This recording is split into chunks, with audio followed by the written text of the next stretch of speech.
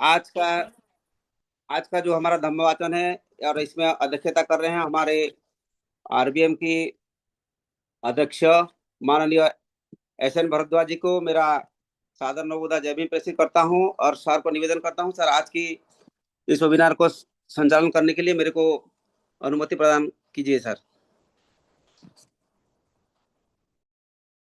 न- मेरी आवाज आ रही सर? जी जी सर। हाँ। नमो बुद्धाय, जय भीम सर। जी सर, नवोदय जय भीम। मा- करुणा के सागर तथागत बुद्ध को नमन करते हुए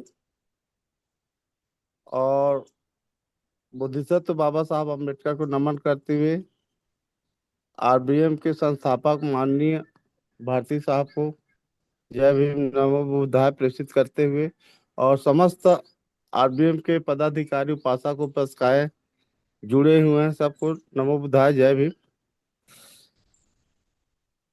आज का सुबह का 7 बजे अपना धम्म दीक्षा का पुनरारंभ करने के लिए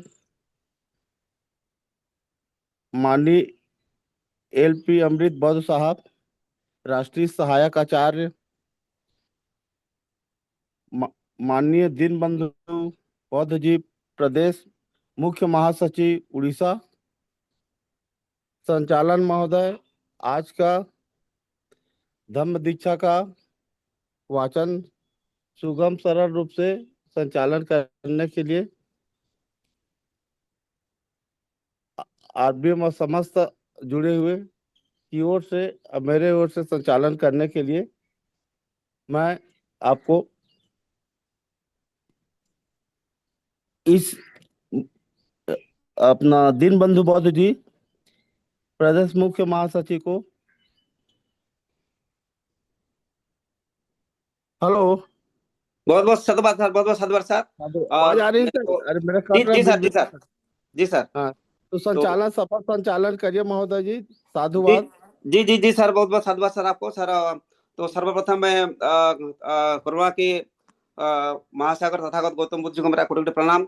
आरबीएम के संस्थापक, आरबीएम के राष्ट्रीय अध्यक्ष, आरबीएम की जो हमारे आज का जो धम्म वाचन जो प्रबोधनकार माननीय एलपी अमृत जी, जो कि सहायक आचार्य आरबीएम उड़ीसा, और आज की अध्यक्षता करने माननीय एलपी माननीय एस एन भारद्वाज जी, जो कि प्रदेश कोषाध्यक्ष छत्तीसगढ़, और इसके साथ साथ आरबीएम के समस्त पदाधिकारी को मेरा सादर नमोदय जय भीम।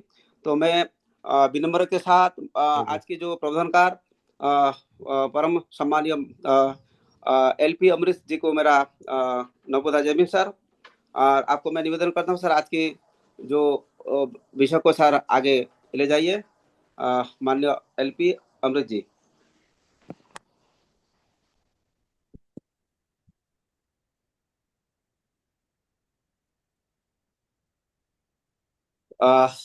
एलपी अमरीश जी सर, आप मेरे को सुन पा रहे हैं सर? बिल्कुल बिल्कुल बिल्कुल, आपको बहुत सर बहुत साधुवाद। नवोदय जय भीम सर, आपको फिर एक बार। बहुत बहुत साधुवाद, सादर नवोदय जय भीम। और आपके साथ साथ पूरे भारत से जुड़े सभी सम्माननीय धम्म प्रेमियों को सादर नमो बुद्धाय जय भीम।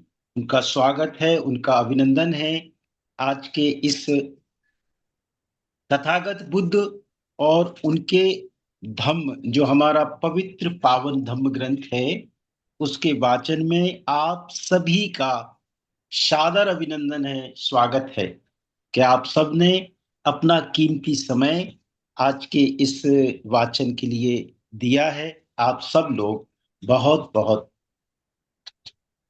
साधुवाद के पात्र हैं। और हम, चूंकि मुझे वाचन की अनुमति मिल गई है, तो हम वाचन प्रारंभ करते हैं अपने सभी महापुरुषों को नमन करते हुए। और अभिवादन में ज्यादा समय नहीं लेते हुए अध्यक्ष जी के साथ, संचालक जी के साथ अपने आप को मैं जोड़ते हुए इस वाचन श्रृंखला को आगे चलते हैं। मेरे सम्मानित साथियों, आप सभी का स्वागत है। और हम आज का जो हमारा इसका विषय है वाचन का, कि तथागत बुद्ध की धम्म दीक्षा प्रारंभ हो गई।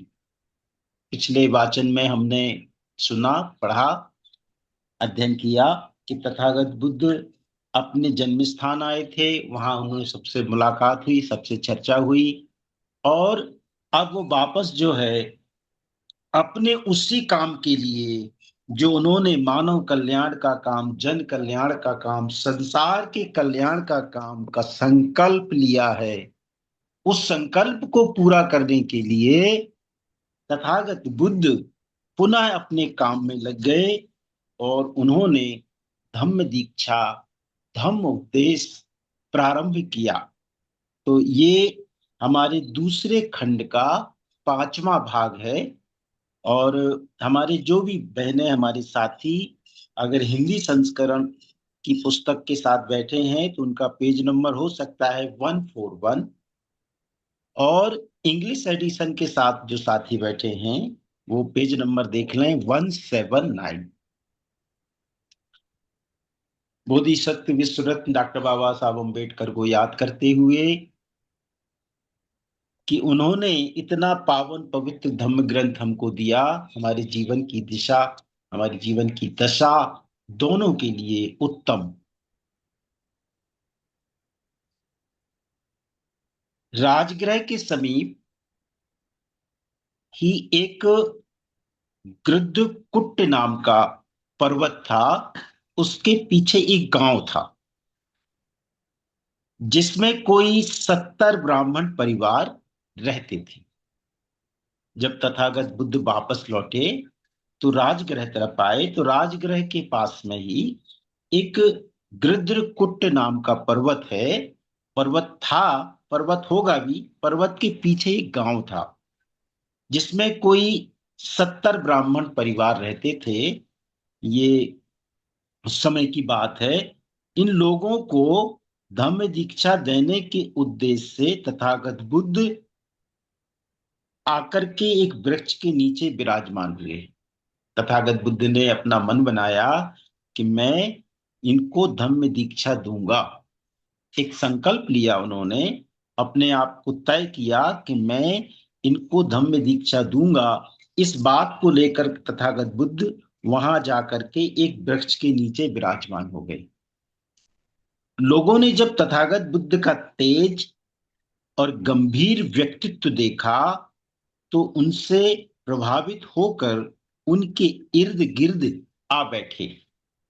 जब तथागत बुद्ध को उन्होंने देखा, ऐसा होता भी है सामान्यतः, जब हम किसी व्यक्ति को देखते हैं कि कोई झाड़ के नीचे बैठा है तो जो लोग आसपास के जो लोग थे जिन्होंने उनको देखा, एक इच्छा हमारी मानव प्रवृत्ति है, तो वो लोग जाकर के तथागत बुद्ध के इर्द गिर्द बैठ गए। तथागत बुद्ध ने प्रश्न किया, जब वो लोग बैठ गए उनके पास आकर के, तो तथागत बुद्ध ने प्रश्न किया कि तुम कब से इस पर्वत के नीचे रहते आए हो और तुम्हारा पेशा क्या है? यह प्रश्न तथागत बुद्ध ने उन लोगों से किया जो पास में आकर बैठ गए थे कि आप लोग जो है कब से इस पर्वत के नीचे रहते हो और आप लोग क्या करते हैं, आपका पेशा क्या?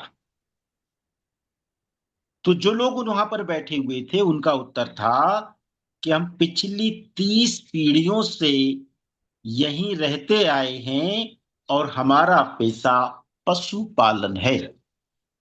तथागत बुद्ध के प्रश्न का उत्तर उन लोगों ने दिया जो तथागत बुद्ध के आसपास आके बैठ गए थे।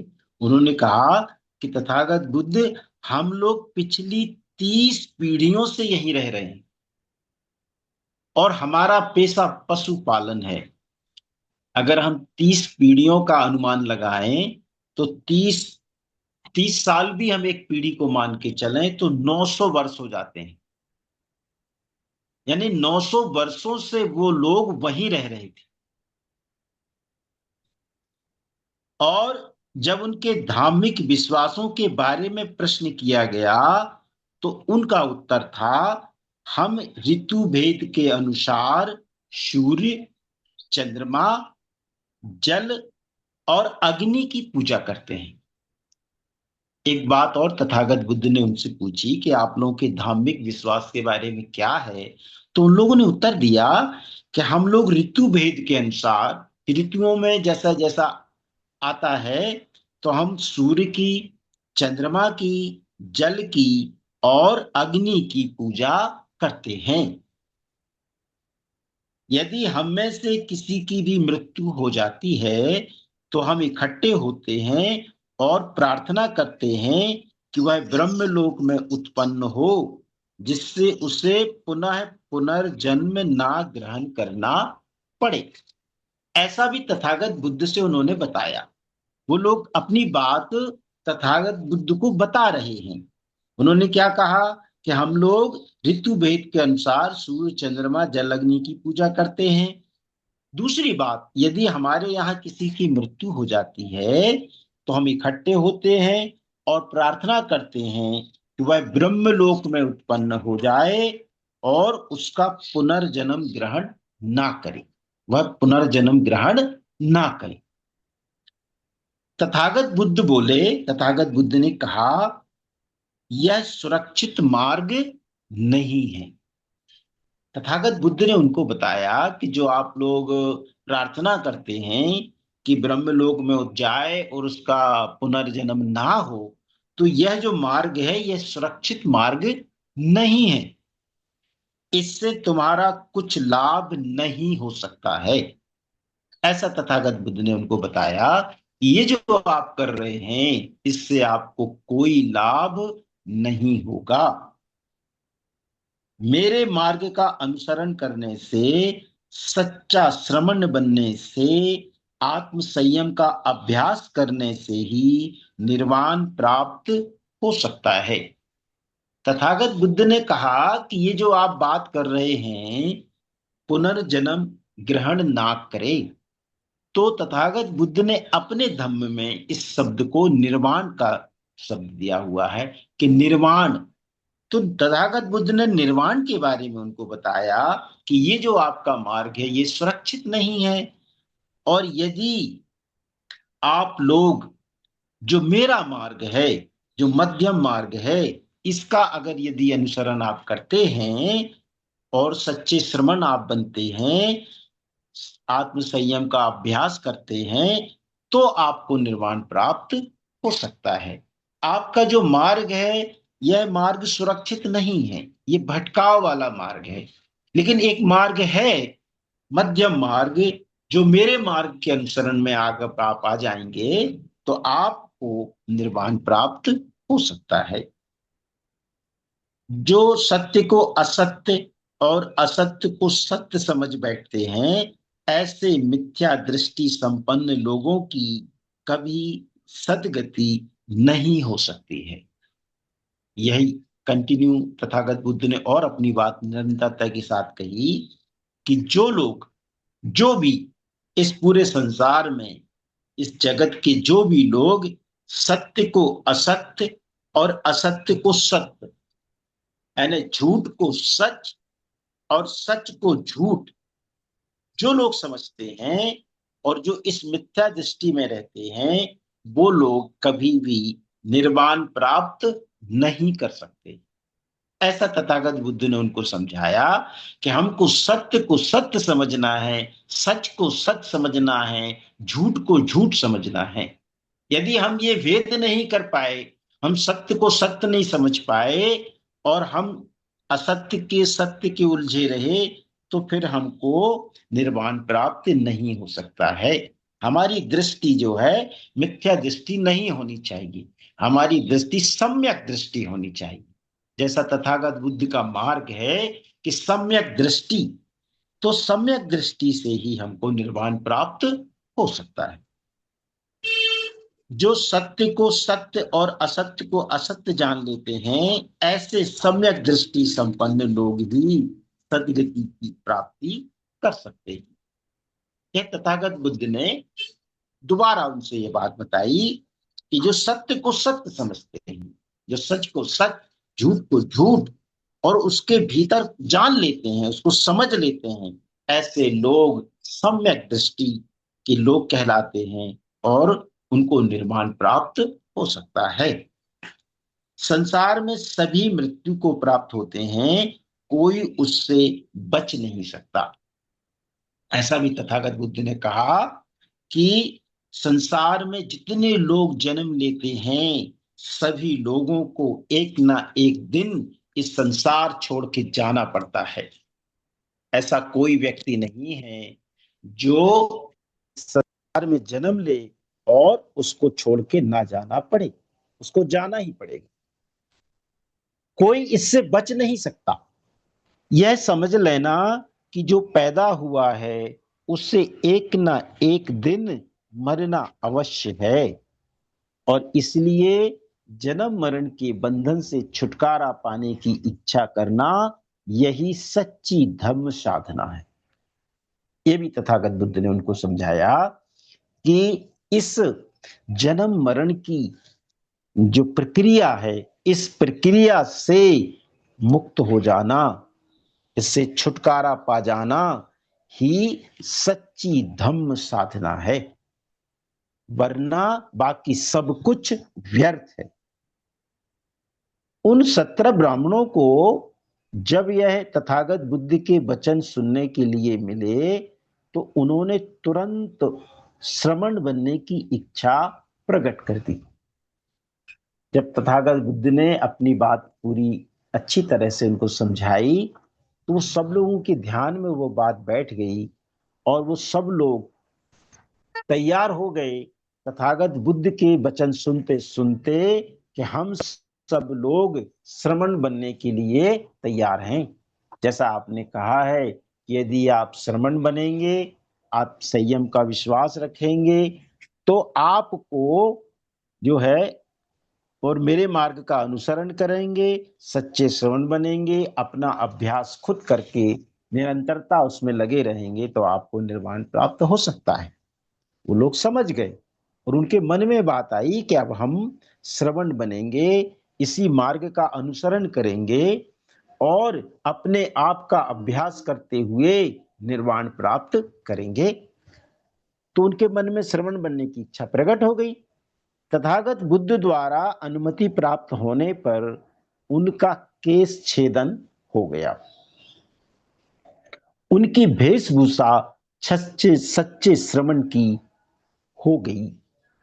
तथागत बुद्ध की अनुमति हो मिल गई सबको और वो सभी लोगों को सबके बाल कटवा दिए गए और मुंडन कराने के बाद उनकी वेशभूषा जो है जो पहले थी उससे बदल गई और वो लोग सच्चे श्रमण हो गए।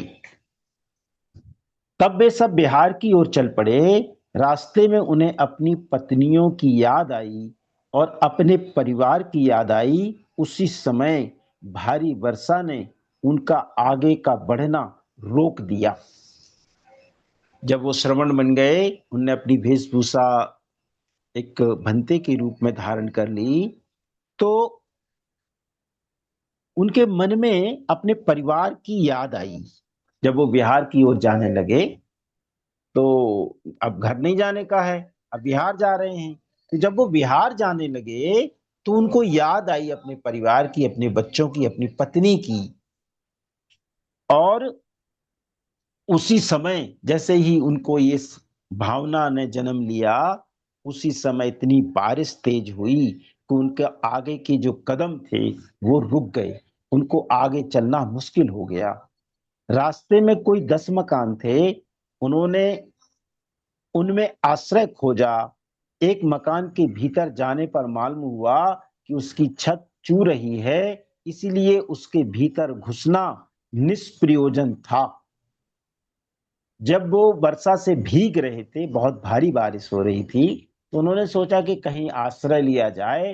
और जब वो आश्रय लेने की ओर आगे बढ़े तो वहां जो मकान थे, लगभग 10 मकान का इसमें वर्णन है, तो वो 10 मकानों में जब वहां आश्रय खोज प्रयास में थे तो वो भीतर गए और भीतर जाके उन्हें क्या पता चला, उनको पता चला कि उनकी छत जो है टपक रही है, चू रही है, उसके छत से पानी नीचे गिर रहा है और उनका भीतर जाना भी निष्प्रयोजन, बेकार रहा। जैसे वो बाहर गीले हो रहे थे, उस घर के अंदर जाने के बाद भी उतने ही गीले हो रहे थे। थोड़ी कम मात्रा हुई होगी पानी की, लेकिन इस वजह से वो जा रहे थे कि हम वहां नहीं होंगे, पानी हम पर नहीं आएगा, ऐसा नहीं हुआ। पानी से वो वहां भी गीले हो ही रहे थे। इस अवसर के उपयुक्त तथागत बुद्ध ने कहा। जब तथागत बुद्ध ने यह दृश्य देखा तो तथागत बुद्ध ने कहा कि इनको इस बात को समझाना भी जरूरी है। और तथागत बुद्ध ने एक उदाहरण के माध्यम से उसी समय उसी जगह पर अपनी बात उनसे कही। जिस प्रकार यदि छत ठीक से ना छाई गई हो तो उसमें वर्षा का पानी अंदर घुस जाता है, इसी प्रकार यदि चित्त को ठीक ठाक ना साधा गया हो तो उस चित्त में काम राग का प्रवेश हो जाता है। तथागत बुद्ध को बहुत अच्छा एक उदाहरण उनके सामने रखने का मौका मिला। तथागत बुद्ध ने समझाया कि जैसे ये मकान है और मकान के ऊपर से बारिश का पानी ज्यों के त्यों इसमें आ रहा है, इसका मतलब है कि इसकी छत अच्छी नहीं है। यदि इसकी छत अच्छी होती, ठीक ठाक होती, तो इसमें जो पानी आ रहा है ये पानी नहीं आता। इसी प्रकार से हमारा चित्त है। यदि हमने चित्त को ठीक ठाक नहीं किया, ऐसा चित्त हमने नहीं निर्माण किया कि जिसमें काम राग जैसा पानी अंदर चला जाएगा, तो फिर हमारे इस चित्त का कोई मतलब नहीं है। यदि हमको अपने आप को राग से काम बचाना है, सुरक्षित करना है, जैसे हम पानी से सुरक्षित करने के लिए छत अच्छी होना जरूरी है, वरना हम पानी से नहीं भीग पाएंगे, हम नहीं रह पाएंगे, हम गीले हो जाएंगे। इसी प्रकार यदि हमारा चित्त हमने ठीक ठाक नहीं किया, सम्यक दृष्टि के साथ हमारे जो 8 अष्टांगिक मार्ग हैं उनका पालन हमने नहीं किया, तो जो काम है, जो राग है, यह हमारे चित्त में भीतर प्रवेश कर जाएगा और हम ज्यों के त्यों हो जाएंगे। हम जिस सुरक्षा के लिए सोच रहे हैं लेकिन वो सुरक्षा हमको नहीं मिल पाएगी। हमें काम से सुरक्षा के लिए, राग से सुरक्षा के लिए हमारे चित्त को उत्तम करना, ठीक ठाक करना बहुत जरूरी है। लेकिन जिस प्रकार यदि छत ठीक से ना छाई गई हो तो उसमें से वर्षा का पानी अंदर नहीं आ सकता, उसी प्रकार यदि चित्त को ठीक ठाक साधा गया तो उसमें काम राग प्रवेश नहीं कर सकता है। उदाहरण से तथागत बुद्ध ने उनको समझाया कि जैसे आप यहां खड़े हैं, अब पानी इसलिए आ रहा है क्योंकि छत अच्छी नहीं है।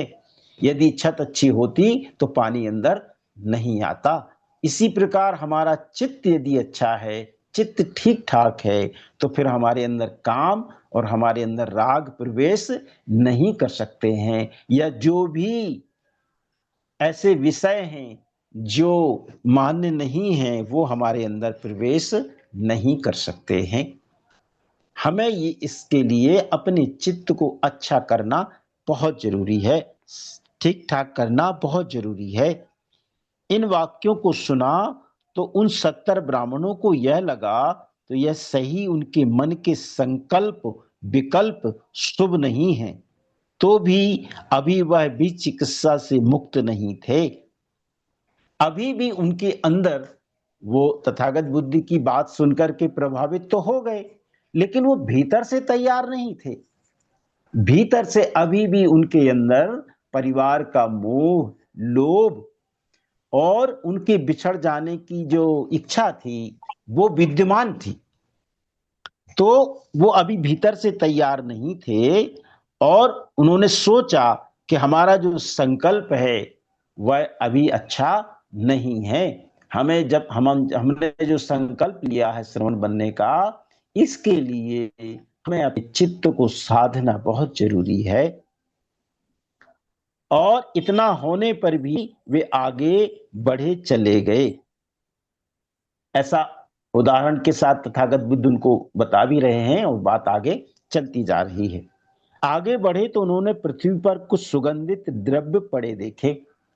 जब वो आगे गए तो उन्होंने देखा कि धरती पर कुछ सुगंधित द्रव्य पड़े हुए हैं। तथागत बुद्ध ने उनकी ओर ध्यान आकर्षित कराया। तथागत बुद्ध ने जब देखा कि धरती पर कुछ सुगंधित द्रव्य पड़े हैं, तो तथागत बुद्ध ने वहां भी उनको समझाने के लिए उधर उनको ध्यान आकर्षित कराया। थोड़ी ही दूर और आगे जाने पर कुछ कूड़ा करकट भी पड़ा दिखाई दिया। तथागत बुद्ध ने उसकी ओर भी उनका ध्यान आकर्षित कराया। दोनों बातें साथ साथ चल रही हैं। तथागत बुद्ध ने देखा कि कुछ सुगंधित द्रव्य पड़े हैं, तो तथागत बुद्ध ने उधर भी उनका ध्यान आकर्षित कराया। और आगे देखा कि कुछ कूड़ा करकट इकट्ठा था, तो तथागत बुद्ध ने उधर भी उनका ध्यान आकर्षित कराया। ये दोनों ध्यान आकर्षित कराने के बाद तथागत बुद्ध ने अपने उदाहरण से उन्हें समझाया। क्या कहा कि जो दुःशील की संगति है वह उसी प्रकार दुःशील हो जाता है, जैसे किसी दुर्गंध युक्त पदार्थ को ग्रहण करने वाला स्वयं गंधाने लगता है। वह उत्तरोत्तर निकृष्ट होता जाता है और अकुशल ही अकुशल करने में दक्ष हो जाता है। तथागत बुद्ध समझा रहे हैं कि जैसे ये जो एक तरफ द्रव्य सुगंधित द्रव्य पड़े हैं, एक तरफ कूड़ा करकट पड़ा हुआ है, तो हमारी संगति कैसी है? हम जिस संगति की तरफ जाएंगे हमारे ऊपर उस संगति का प्रभाव बनेगा। यदि हम दुःशील प्रवृत्ति के लोगों के साथ बैठेंगे तो हमारे अंदर उनके दुर्गुण धीरे धीरे धीरे हमारे अंदर प्रवेश कर जाएंगे और हम जो है उसी दिशा में चले जाएंगे। जैसा उन्होंने उनका ध्यान आकर्षित करके बताया कि एक तरफ है सुगंधित द्रव्य, एक तरफ है कूड़ा करकट। तो हमारा जिस तरफ हमारी संगति होगी, जिस तरफ हमारा आचरण होगा, हम वैसे ही बन जाएंगे। इसीलिए तथागत बुद्ध ने कहा कि जो व्यक्ति सुगंधित या अच्छी संगत करता है उसके विचार अच्छे होते जाते हैं, उत्तरोत्तर वह व्यक्ति अच्छा होता हुआ चला जाता है। और जो लोग अच्छी संगति नहीं रखते हैं, दुःशील लोगों की संगत रखते हैं, दुर्गंध युक्त पदार्थ को ग्रहण करते हैं, तो उनके अंदर से भी गंध आती ही है। यदि आप सुगंधित द्रव्यों का उपयोग करेंगे, ऐसा अपन देख सकते हैं, अपने आप से अपन देख सकते हैं कि अगर हम सुगंधित द्रव्य का इस्तेमाल करेंगे तो हमारे शरीर से सुगंधित द्रव्यों की खुशबू आएगी। यदि हम दुर्गंध युक्त पदार्थ को यूज करेंगे तो हमारे अंदर से दुर्गंध आएगी। यही तथागत बुद्ध ने अपने आचरण, व्यवहार और संगति को, तीनों चीजों को लेकर के उन्होंने समझाया। आपकी संगति, आपके विचार और आपका आचरण। तो यदि ये हमारा सुगंधमय होगा तो हम भी सुगंधमय हो जाएंगे, और यदि यह दुर्गंधमय होगा तो हम दुर्गंधमय हो जाएंगे। लेकिन जो बुद्धिमानों की संगति करता है वह भी वैसा ही हो जाता है। इस उदाहरण से तथागत बुद्ध ने उनको समझाया कि जैसे हम अच्छे लोगों की संगत करते हैं, बुद्धिमान लोगों की संगत करते हैं, तो हम भी धीरे धीरे उसी दिशा में बढ़ते हुए बुद्धिमान हो जाते हैं। और जो लोग गैर बुद्धिमान लोगों की संगत करते हैं, फिर वो उनके अंदर वो दुर्गुण उनके भीतर आ जाते हैं। ठीक वैसे ही जैसे सुगंधित पदार्थ को ग्रहण करने से शरीर सुगंधित हो जाता है, और व्यक्ति जब अच्छे लोगों की संगत करता है, बुद्धिमान लोगों की संगत करता है, धर्ममय आचरण करता है, तो वह शीलवान हो जाता है, गुणवान हो और संतोष प्राप्त करता है। उसके जो भीतर, उसके भीतर विकारों का खात्मा, विकार नष्ट हो जाते हैं। एक स्वच्छ निर्मल पानी की तरह धम्म का व्यक्ति बुद्धिमान और संतोष प्राप्त करता है। इन सब गाथाओं को सुनकर उन 70 ब्राह्मणों ने निश्चय हो गया कि उनके मन में जो घर लौटकर काम भोग जीवन व्यतीत करने के ख्याल आने लगे थे वे कुछ उचित नहीं थे। जब उन्होंने ऐसा तथागत बुद्ध को सुना और पूरी बात उनके मन में बैठी, तो उन्हें अपने आप से ये अंदाजा लगाया, उनने ये समझा अपने आप को कि हम जो घर लौटने की मन बनाए हुए थे, घर में जाने का हम पुनः विचार कर रहे थे, यह हमारा विचार उचित नहीं था, ये गलत बात है। क्योंकि यदि हमने तथागत बुद्ध को सुना है और हमने संकल्प लिया है कि हम श्रवण बनेंगे, अच्छे श्रवण बनेंगे, आपके मार्ग का अनुसरण करेंगे और हम स्वयं संयत होकर के जीवन जिएंगे। जब 3 बातें हमने तय कर ली, नंबर 1 हम तथागत बुद्ध के मार्ग का अनुसरण करेंगे, नंबर 2 कि हम सच्चे श्रवण बनेंगे, नंबर 3 कि हम स्वयं अभ्यास करते हुए निरंतर अपनी अगली बात को बढ़ाते हुए हम निरंतर सत्य को जानने के लिए प्रयास करते रहेंगे। और जब हमने ये संकल्प कर लिया है तो हमारे जो घर के बारे में विचार यह उचित नहीं है, ये गलत विचार है। उनके मन में ये बात आ गई कि हमने जो विचार मन में लाया है यह गलत है।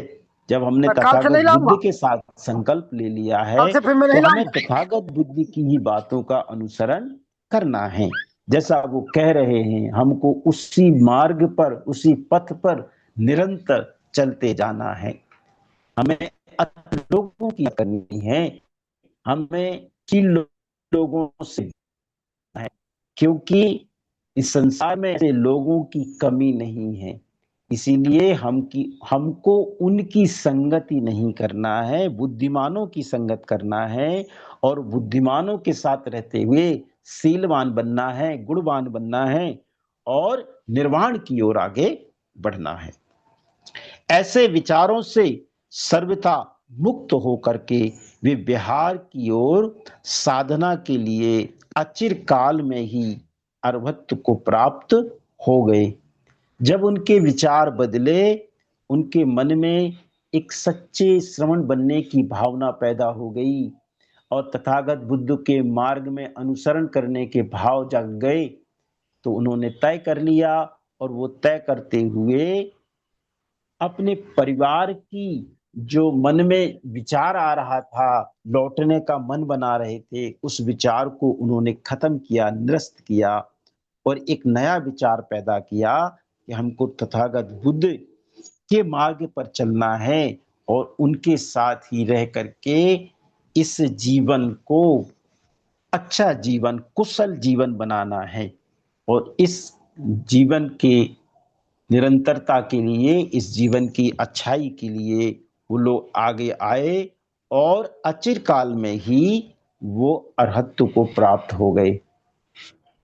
तथागत बुद्ध ने उनको अपने संघ में शामिल किया। बोधिसत्व विश्वरत्न डॉक्टर बाबा साहब अम्बेडकर लिखते हैं कि ऐसे लोग जो अपने संकल्प से कभी अडिग रह करके और अपने आप को निरंतर सुधार की ओर चलते हैं, वो लोग ही अपने काम में सफल हो सकते हैं। वो लोग जो संकल्प ले करके भी डगमग रहते हैं, उनका मन डोलता रहता है, विचारों में स्थिरता नहीं आती है, तो वो लोग कभी भी सफलता की ओर नहीं बढ़ सकते। हमने जो भी संकल्प लिया है, हमने जो तय कर लिया है, उस विचारधारा से, उस पथ से हमें डगमग नहीं होना है, अडिग होकर के अपने काम की ओर चलते रहना है। यही राष्ट्रीय बौद्ध महासभा का संकल्प है। राष्ट्रीय बौद्ध महासभा ने यह संकल्प ले लिया है कि हमें अपने महापुरुषों के द्वारा दिए गए निर्देशों का पालन करते हुए, उनका मार्गदर्शन का अनुसरण करते हुए, अपने पूर्वजों का मान सम्मान बनाए रखने के लिए हमें इस भारत को प्रबुद्ध भारत, बौद्धमय भारत बनाना है और तथागत बुद्ध के इस धम्म को भारत के गांव गांव, गली गली, घर घर तक पहुंचाना है। यही हमारा संकल्प है कि हमारे महापुरुषों के विचार, उनका मार्गदर्शन हमारे लोगों तक जाए। इस पूरे संसार में जहां भी तथागत बुद्ध को मानने वाले हैं,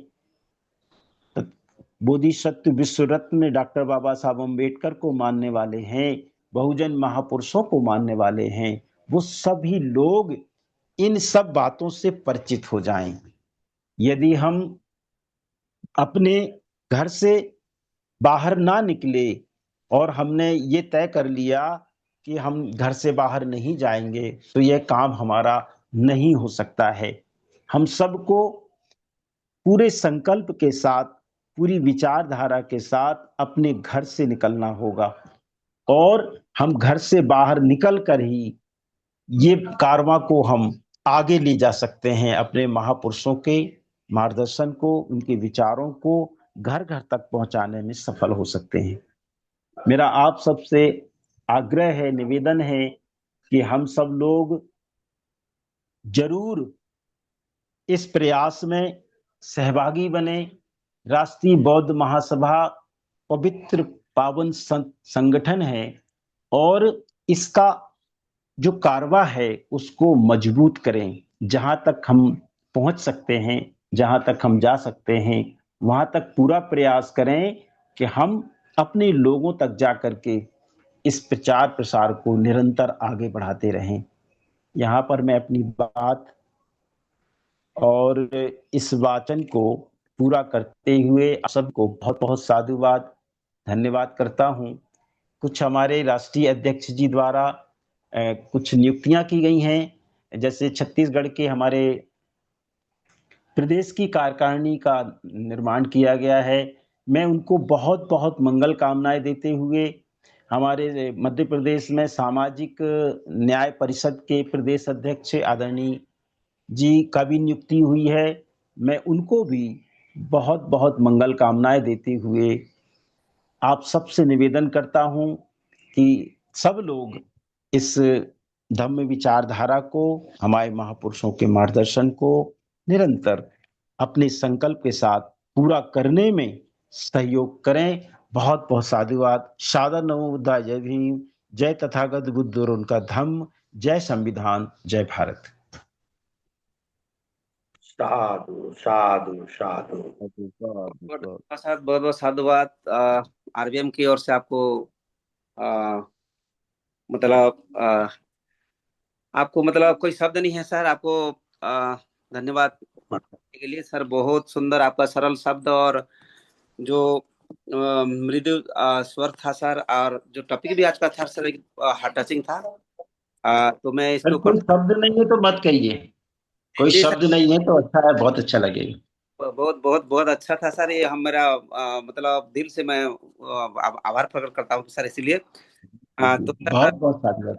बहुत बहुत बहुत सुंदर भी था सर। मनुष्य को जो जैसे कि छत को अगर ठीक नहीं रहेगा तो जैसे पानी टपकता, हमारा भी हमारा मन को अगर हम ठीक से नहीं रखेंगे तो हमारा भी वो होगा। ये टॉपिक अच्छा था। और जैसे कि कोई जैसे द्रव्य वो ग्रहण करता है और वो द्रव्य मतलब जैसे बदबू आता है, बदबूदार चीज अगर ग्रहण करेगा तो शरीर से बदबू आएगा। ये सब हार्ट टचिंग सर, बहुत अच्छा लगा सर। और अभी मैं फिर एक बार आपको साधुवाद सर। और अभी मैं निवेदन करता हूँ आज के अध्यक्ष सर को, माननीय एस.एन. भारद्वाज जी, जो कि प्रदेश कोषाध्यक्ष छत्तीसगढ़ के आप बिलोंग करते हैं सर। आपको फिर एक बार मेरा नवोदय जय भीम प्रेषित करता हूँ सर। और आज की अध्यक्ष उद्बोधन आप प्रदान कीजिए माननीय एस.एन. भारद्वाज जी।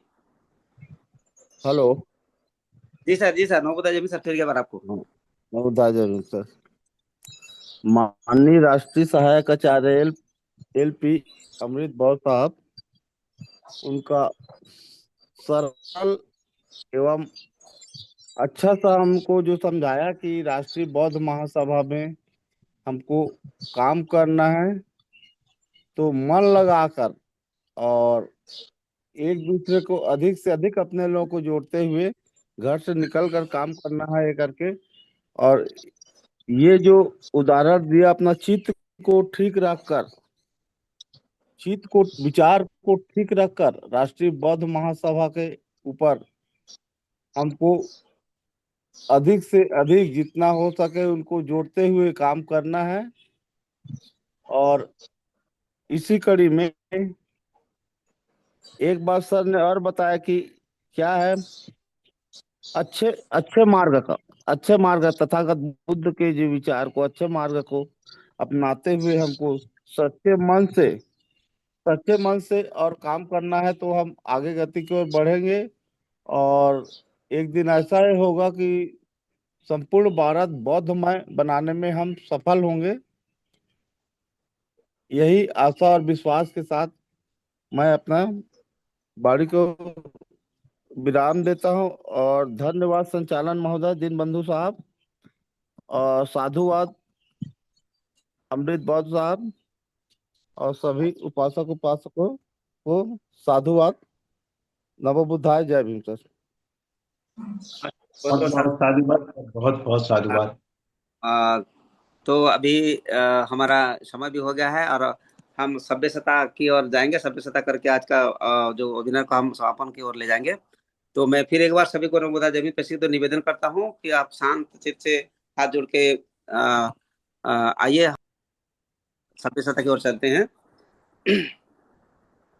सबे सत्ता सुखे हन्तु, सभ्य सबे हन्तु चखे मिनो, सभ्य सबे भद्राणि पश्यन्तु, मा किञ्चित् दुःखमागमात्,